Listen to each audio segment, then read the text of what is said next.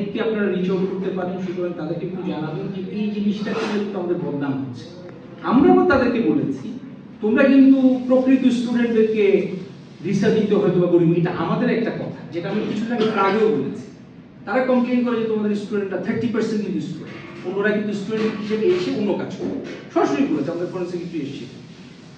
কিন্তু আমরা বলেছি যে তোমাদের অনেক কোলাবোরেটর আছে যারা কিন্তু প্রকৃত স্টুডেন্টদেরকে যাচাই বাছাই না করে হয়তো অন্য কাউকে স্টুডেন্ট হিসেবে তোমরা নিয়ে আসছো। কিন্তু এটা আমি বললেও ফ্যাক্ট কিন্তু ডিফারেন্ট, ফ্যাকচুয়াল যে ফিগার সেটা কিন্তু আমাদের কাছে আমরাই স্যাটিসফাইড। আমি খুব ভাবে আপনাদের কাছে বিষয়টা টেক কেয়ার করবেন, এবং আমার মনে হয় যদি আমরা প্রকৃত স্টুডেন্টদেরকে আনতে পারি এবং তারা যদি জার্মান সোসাইটিতে কন্ট্রিবিউট করতে পারে, ডেফিনেটলি আমাদের আরো বহু গুণে সুযোগ বাড়বে। আমরাও চাই যে এখন স্টুডেন্টরা আসুক, আমরা কিন্তু অন্যদিকে, আমি আর ওই টার্মিনোলজিগুলো ইউজ করতে চাই না, যেমন আপনারা যেমন শরণার্থী বা অন্য কোনো ইস্যুতে আমাদের আলিমও এখানে আছে, আমাদের কিন্তু ইন্টারেস্টটা কম। শরণার্থী বা এই বিষয়গুলিতে দেশের ইমেজ কখনো ভালো হয়। বেটার আমরা স্টুডেন্টদেরকে যদি প্রস্তুত করি, তারাই সে একসময় এখানে কন্ট্রিবিউট করবে, তারাই সেই ইন্টিগ্রেটেড হবে সোসাইটিতে, এখানে বাংলাদেশের একটা প্রপার রিপ্রেজেন্টেশন হবে, এটা আমরা বিশ্বাস করি।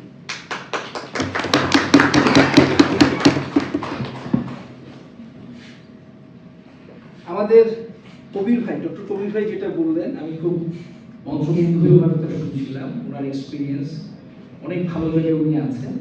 আমি মোশাররফ হোসেন ভূঁইয়া স্যার আমাদের আগের মাস্টারের কাছ থেকে ওনার কথা অনেক শুনেছি, বাট আজকে সামনাসামনি দেখা হলো।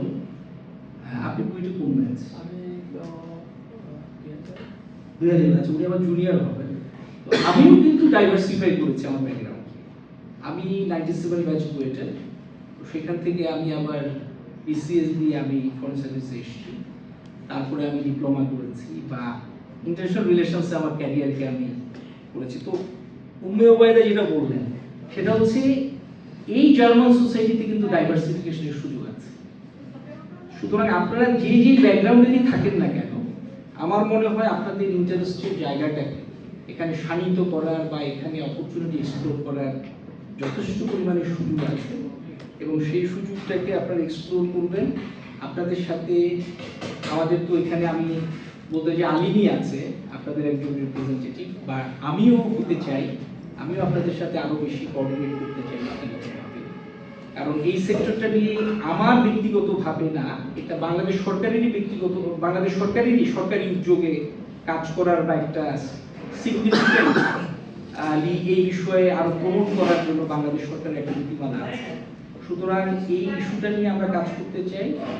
আমরা একটা ডাটাবেস তৈরি করার উদ্যোগ গ্রহণ করেছি এমবিসি থেকে, এবং আমরা আপনাদের যে কোনো সুযোগ সুবিধা বা আমাদেরও লিমিটেশন আছে, টু বি অনেস্ট, আমরা আসলে যতজন থাকা দরকার বা আরো বেশি যেসব দিকে গুরুত্ব দেওয়া দরকার, আমাদের অনেক কিছু ফেস করতে হয়। আমরা অনেক সময় চাইলেও পারি না, আমাদের লিমিটেশনগুলি আমরা সরকারকে বললেও সরকারেরও সীমাবদ্ধতা আছে। আপনারা জানেন যে আমরা চাইলেও, আমরা ছোট দেশ, ছোট ইকোনমি, আমরা চাইলেও অনেক জিনিস আমরা সলভ করতে পারি না, বা আমরা আমাদের চেষ্টার মধ্যে অনেক কিছু থাকে, তারপর আমরা চেষ্টা করি, চেষ্টা করতে তো অসুবিধা নেই। তো আমাদের আপনাদের সাথে বা আপনাদের মতো যারা স্টুডেন্ট প্ল্যাটফর্মে আছেন তাদের সাথে আমরা আরো বেশি ডেভেলপ করতে চাই, আমরা আপনাদের মাধ্যমে কাজ করতে চাই। আমাদের তরুণ সমাজ বিভিন্ন দিকে কন্ট্রিবিউট করছে। সবচেয়ে বড় কথা হচ্ছে যে আমি আজকে এখানে বলতে চাই যে আমাদের সার্বভৌমত্বের প্রশ্ন বিভিন্নভাবে আমাদের বিরুদ্ধে প্রপাগান্ডা চলছে, নানা প্ল্যাটফর্মে বাংলাদেশকে তার ছোট হিসাবে দেখতে চায়। বাংলাদেশ ইন্ডিপেন্ডেন্ট থাকবে, বাংলাদেশের ডেভেলপমেন্টগুলিকে নিয়ে তারা চ্যালেঞ্জ করতে চায়, মিথ্যা তথ্য ছড়ানোর মাধ্যমে আমাদেরকে বিব্রত বা বিভ্রান্ত করতে চায়। এই ক্ষেত্রেও আমি আপনাদেরকে বলবো তাদের বিরুদ্ধে আমাদের লড়াই চলবে, আমরা লড়াই চালিয়ে যাবো এবং আমাদের জয়ী হতে হবে। অ্যাটলিস্ট এটাই হচ্ছে আমাদের যে গণঅভ্যুত্থান বা ছাত্র জনতার যে বিপ্লব হয়েছে, সেই বিপ্লবের উন্নয়ন স্বাবলম্বী হতে হবে। সুতরাং আমি সবাইকে আহ্বান জানাবো, দেশ বিরোধী আমরা এক্সচেঞ্জ করবো। আমরা বাংলাদেশ ও বাংলাদেশ এমবেসি আলাদা কোনো সত্তা নয়, এবং আপনারাও আমাদেরই একজন অংশীদার বা আমাদেরই একজন প্রতিনিধি হিসাবে আমরা সবসময় বিবেচনা করে এসেছি।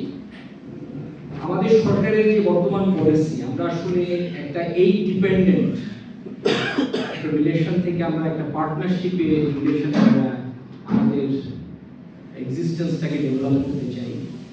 জার্মানির সাথে আমাদের খুব একটা ভালো পলিটিক্যাল রিলেশনস আছে, যদিও দীর্ঘদিন আমাদের বিভিন্ন পলিটিক্যাল ইস্যুস, তার মধ্যে গণতন্ত্রহীনতা বা মানবাধিকার নিয়ে তাদের একটা কনসার্ন ছিল। জুলাই গণঅভ্যুত্থানের পরে সেই কনসার্নটা অনেকাংশে দূর হয়েছে বলে আমরা মনে করি। আমাদের একটা বড় ট্রেড রিলেশন আছে, প্রায় $8 billion on an average. Most of the আমাদের এক্সপোর্ট আইটেম জার্মানিতে হচ্ছে গার্মেন্টস। আমরা সেটাকে ডাইভার্সিফাই করতে চাই। আমরা স্কিল ম্যানপাওয়ার নিয়ে তাদের সাথে কাজ করতে চাই। আসলে গতানুগতিকভাবে মধ্যপ্রাচ্য বা অন্যান্য জায়গায় যেভাবে আমাদের ম্যানপাওয়ার, যে সিস্টেমে আমাদের মানুষজন এমপ্লয়মেন্টের সুযোগ সৃষ্টি হয়, জার্মানিতে কিন্তু সেরকম কোনো অবস্থান নেই। আমরা সেইভাবে আমরা এডুকেশন এক্সচেঞ্জ প্রোগ্রাম বা এই পার্টনারশিপটার উপর